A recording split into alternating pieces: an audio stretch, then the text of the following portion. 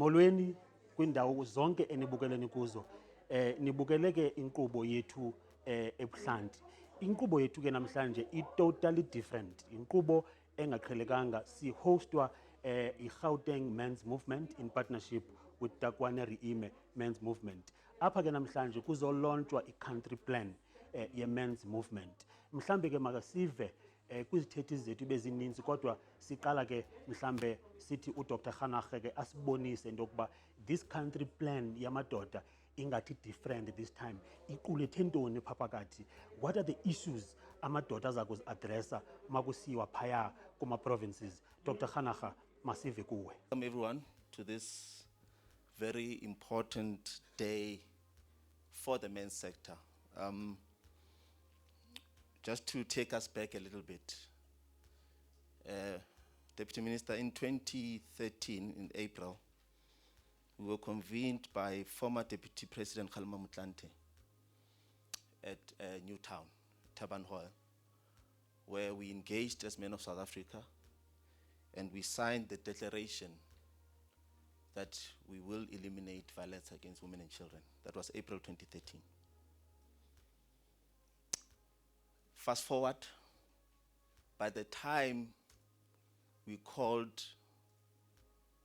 Deputy President Cyril Ramaphosa in 2015, in August, the numbers of violence against women and children were actually rising. And so we had to self-introspect as men of South Africa to say, but this can't be normal.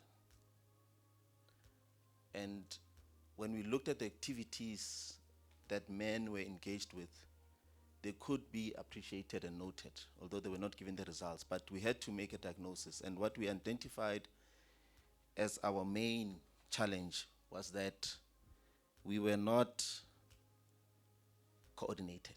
And that was having a negative impact on the work that we are doing. We were working in silos, in pieces, not knowing each other. So when we met in 2015 under the banner of Takuwani Riime, it was precisely for us to engage to say, how do we mobilize ourselves? But more importantly, how do we coordinate ourselves following us mobilizing? And under the theme, institutionalizing a responsive men's movement, we said, let us look to Parliament for that guidance, because fortunately, the Parliament of the Republic of South Africa, as far back as 2004, had the foresight of public participation through the concept of sectoral parliaments.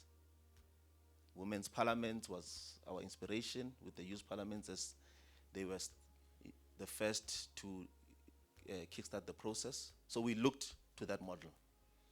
And so we agreed to say, let us formalize how we organize through these men's parliaments. Fortunately, parliaments is anchored on public participation, but also accountability. Hence, that we must always and consistently account to the commitments that we make as men of South Africa. And of course, the rule of law. Now, we came out with 4 objectives from that sitting in August when we launched Takuwani Riime with the current president, President Cyril Ramaphosa. And the first one was, of course, as I stated, about how do we institutionalize organizations working with men and boys through men's parliament. But as we are organizing, we said we can't organize to further terrorize South Africans. So again, being inspired, I know as far back as the mid-50s, the women had already championed the Women's Charter. And of course, in the 90s, it was reviewed, and even currently it's going under review. So when we checked, we noticed that we don't have a charter as men of South Africa. So we said, let us also establish that process. We actually, Mr. Ngomani, you'll remember that it was in this building that we held our first consultative meeting for the men's charter. And we then had a third objective around a 365-day program of action, which Deputy Minister Henrietta Zulu, we brought that program of action to life when we called on the current Deputy President David Mabuza, when we went to Ilembe District in KZN to launch the Men Championing Change program, because we were essentially programmatizing that particular objective by saying through Men Championing Change, we are going to prevent gender-based violence and femicide and HIV and TB. And led by the Department of Social Development as the fourth objective, we also wanted to recognize men who are community investors and developers through the South African Men of the Year. And that was a program that we initiated in 2015 and sustained since then. When we went to Parliament again this year, we took a resolution of strengthening that Parliament. Now, since we made that commitment in 2015, we've made quite significant progress in that we launched the provincial men's parliaments, all 9 of them. In 2018, we were already moved with that process, which led us to the inaugural men's parliament in 2018 at the Parliament of South Africa. And in that parliament, we took a resolution. We took a resolution to ensure that we roll out the district men's parliaments. And between 2018 and to date, we have successfully launched 70% of the district men's parliament in South Africa and sustained them. But when we went to Parliament this year, we said, let us further strengthen the institutionalization of a responsive men's movement. So we committed that this is the term, as we go to National Men's Parliament once every 2 years, of traditional council and local municipality men's parliaments. So all 882 traditional councils in South Africa, led by the chairperson of the National House of Traditional Leaders, Nkosi Mahlangu, have endorsed, and we are all committed to launch our men's parliament, Kuma Traditional Council. A very important step, because many of the issues that we discuss around social behavior and the behavioral change, Amakhosi are the custodian of culture and traditions, which essentially is about behavior and instilling masculinity and the concepts of our understanding of masculinity and how we engage with patriarchy. So this is a very exciting period for us as the men's sector, that we have finally reached this point where twice every year, men of South Africa will be convened across the country in the months of March, as well as in September. Magasiye ke ebreakini ke siyochola chola ke intwanantwanana phaya ebreakini xa sibuya sizawuva ke kabanzi uba ezinye izithethe bezithini. UDr Khanaghe uthethe ngezinto ke ezibaluleke kakhulu. Uthe sizawusebenza namakhosi in traditional councils everywhere in the country, about 882 traditional councils zabe sihoste imbizo zamadoda namaparlament amadoda, including our local municipalities.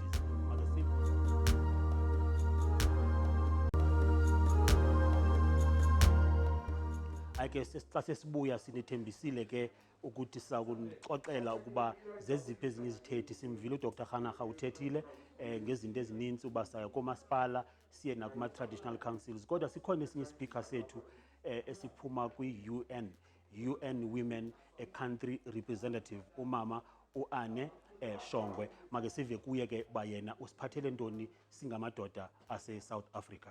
And he for she was to say, we cannot walk this journey of gender equality on our own. And so we actually are called the United Nations Entity for Gender Equality and Women's Empowerment. So it's not just about women. And so the He for She campaign became a global campaign to invite men in solidarity with women for us to change the game. And I'll talk a little bit about how we've done this and how we've been able to really show change using this platform for He for She. On gender, on GBV and HIV, one of the big things that for us emerged, and we've done this research, is the way violence has been normalized. And we have many stories. If we had time, I'd tell you many stories of men who feel that it is their responsibility to abuse a wife, to beat a wife, to discipline a wife. It's normalized. Am I speaking to myself? It's true, right? It's normalized, right? So we have to find a way to abnormalize it. It cannot be that we accept this as a normal culture. It is not normal. In fact, I have a research piece that I found the other day from a woman in Kenya who did research from 250 years ago on gender-based violence within that community, and that community is a Bantu community. So I guarantee you that tradition is the same in every traditional culture in South Africa. And that policy states, that research shows that actually 250 years ago, a woman was assumed, if there was a case of violence, a woman was assumed to be correct. The burden of proof did not sit on her to prove that the man abused her. In fact, immediately there was disciplining of the man, right? And so these are the things that we have to challenge, is how do we take back our streets? How do we take back this bystander culture where men and women will stand and watch a situation of abuse as if it's a normal thing? Ne? So, the he for she work, we began to invest. We partner with the Catholic Church, ironically, I say this just because for a long time in the gender equality world, the Catholic Church was seen as, too conservative, right? But in this instance, the power of the church to reach every corner of society and then have justice and peace programs that want to actually go in and change the game for the community became for us such a powerful tool. And so in working with them, we've been working with them at two levels. The first level is changing the behavior of men. Working with men in taverns, where men gather, working with men in taverns, working with men in their stockfields where they gather, working with men even in their churches, working with men including on HIV to say, can we work with men for them to go and get tested, for them to go and take their ARVs so that we actually are able to save more families because of the decisions that men are taking. And we saw, using HIV as a proxy indicator, we actually have seen massive transformation in the behavior and choices that men were making. And so what we started to do really is push this program to start changing attitudes, changing men. And in the taverns, they've changed the culture within that tavern, changed the choices that they're making, changed the way that the tavern runs, what time the tavern closes, really beginning to shift the game. The second area was looking at the economic benefit and economic opportunities for the young women who very often are the most impacted by relations with men, especially transactional relationships. You know that HIV is caused amongst young women mostly by older men with younger women, right? And it's transactional because of power and money. Remember the Blesser story? And so South Africa has conducted research that has shown that if you want to change this GBV and HIV story, two things need to happen. You combine the attitudes of men with economic opportunity, and when you bring these two together, you actually are able to see results. And we saw a dramatic transformation in behavior when this happens. So in a program that we support with the SACBC Justice and Peace Program called Young Women for Life, these young women who are all over the country, who really have every single form of discrimination that they have to live with, HIV, GBV survivor, poverty, etc. Working with these women, we're able to start identifying economic opportunities for them to take on so that they can actually make the choice to drop a blesser. So that's really looking at how do we take back a community and society? How do we make sure that every one of these men who's in this room and in the room in Parliament, that you know what's happening on your street? That on your street there's no abuse. We have a program and we work with impact leaders, he for she impact leaders. We work with faith-based organizations. And in the work with the faith-based organizations, one of the things is to say that every single church or faith, and I mean church in its broader sense, it's not just the Christian church, but the church, Islamic church, Jewish, every church, that they are able to know where there is violence in their parish or in their community or in their congregation, in their community that they serve. Know it, just like we did with anti-apartheid. We used to look across the world at South Africa and think, wow, they have really taken control of the streets. So with the Impact Champions, we've been able to pull an Africa-wide program called the Kotla Program. It's a Congress of African Traditional Leaders. And those Congress of African Traditional Leaders have taken the decision, and I'm glad that the National House of Traditional Leaders is with us, have taken the decision to come together to change gender inequality in their communities. And because of that, they have made decisions. One of the decisions that has been made in Malawi to annul early child marriages. Marriage of 12-year-olds, 13-year-olds, 14-year-olds, 15-year-olds, unacceptable. 30,000 young girls have been sent back to school, marriages annulled in Malawi.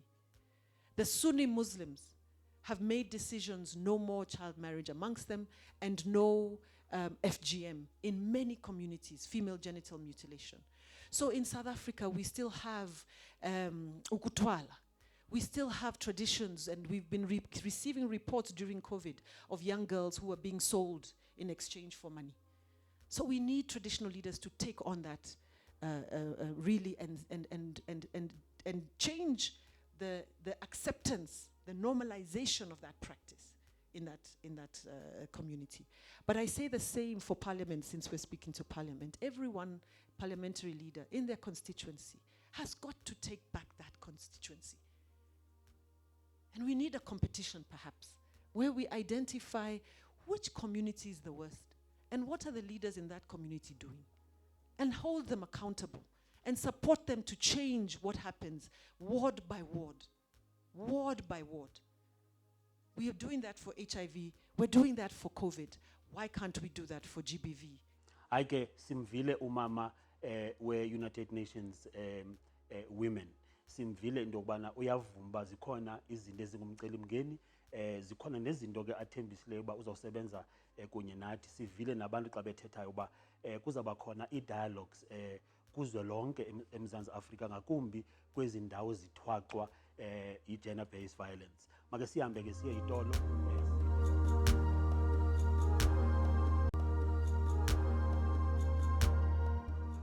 Besinithembisile ke into kokuba xa sibuye ebreakini sawunikezela kumama uAndretta Ebuhlanti, Deputy Minister of Social Development, ke sive kuye into kokuba usiphathele ntoni na. Stay tuned.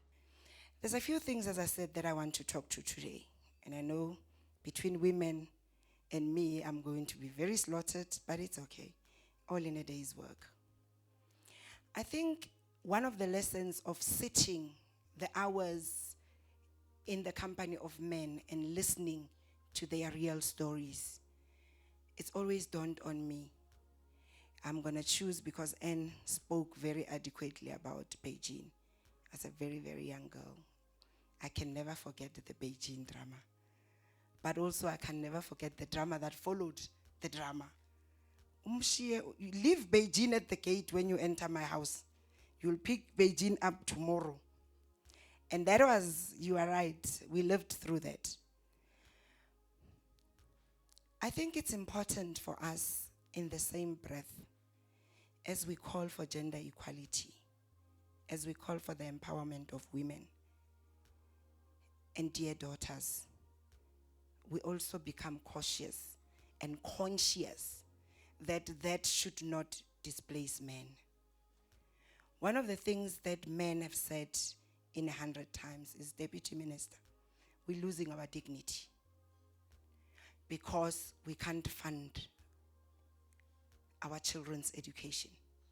We can't put food on the table. And one of the things I've learned is that an unemployed man is an angry one. It doesn't matter how many workshops you can workshop him. It doesn't matter how many meetings he can attend. It doesn't matter how many sessions he can have nomfundisi at the church.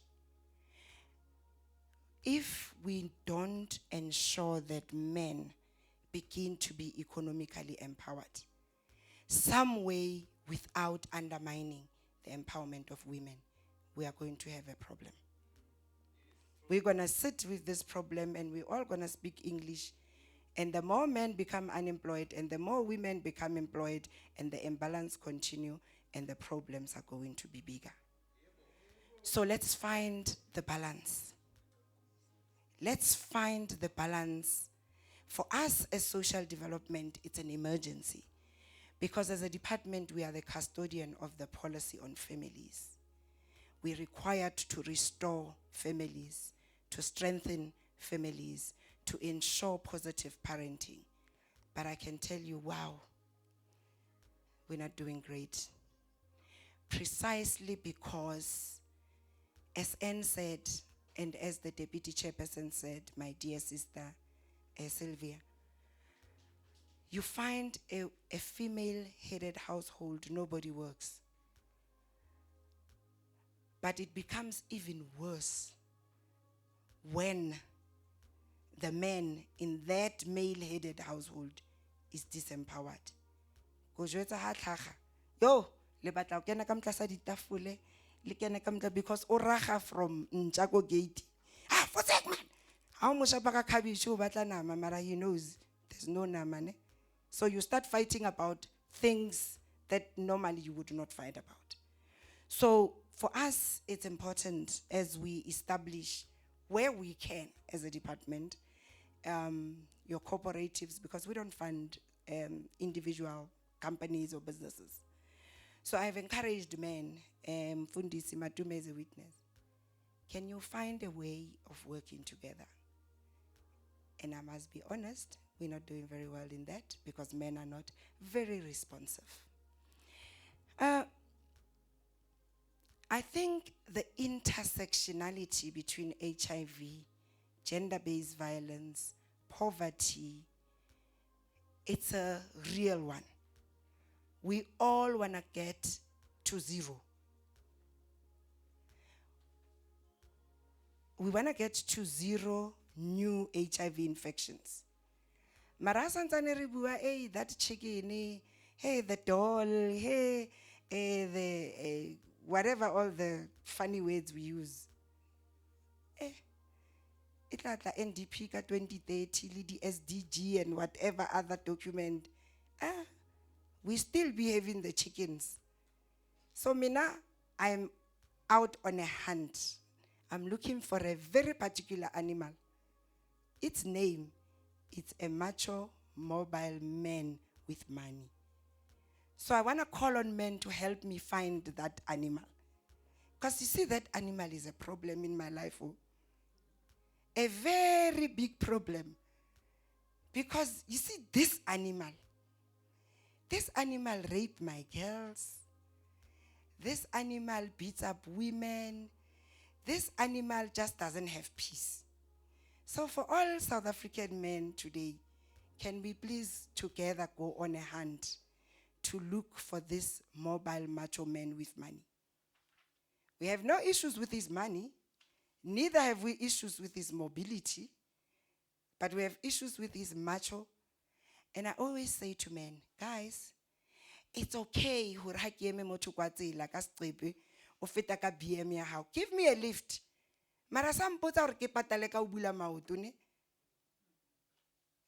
Lift. Don't ask me for sex. Because as we build this men's movement, like Matume said, it's a behavioral change.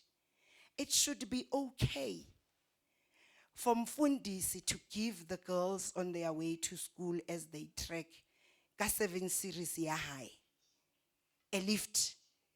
That they should be comfortable in this car and use that opportunity to say, girls, if you work hard at school, this car, or even a better one, will be yours. It should be okay. But this big car, we even actively teaching our dear daughters, yo, ha abuti what that, but it shouldn't be like that. Because fatherhood, it's a very good feeling for the men I spend time with. The feeling you can't even buy anywhere. Now, Dr. Khanach, we also acknowledge today as we launch this program, going forward, that the abuse of men is also increasing. by women. So we must acknowledge that as well. Because you see, an unemployed man, yo, o tshwarisa headache. O roga kana the whole day. O santsane o le mo, thaka tsa hao di ile mosebetsing. Hona jwale ke lapi. Yo, there's no peace. So, as women, we also becoming violent in this whole GBVF because we are frustrated by ourselves, by our peers, but we also have a new thing. We live for others. Hayi ke nizivele Mzansi Afrika ukuba immense movement of this country ibhinqe mbhinqo wumbi and bazimisele ukuba baye kwindawo enihlala kuzo kuzoyowa kumakhosi kuzo zonke indawo eMzansi Afrika including local government. Nizivile izithethile apha oDr Khanaka besinika iplan yabo, Deputy Minister bepledge kunye ke ne-United Nations. Nam ke mandizibulele ngelithuba igama lam ndingumbulelo Dyasi, masiphinde sibonane ke kwixa elizayo.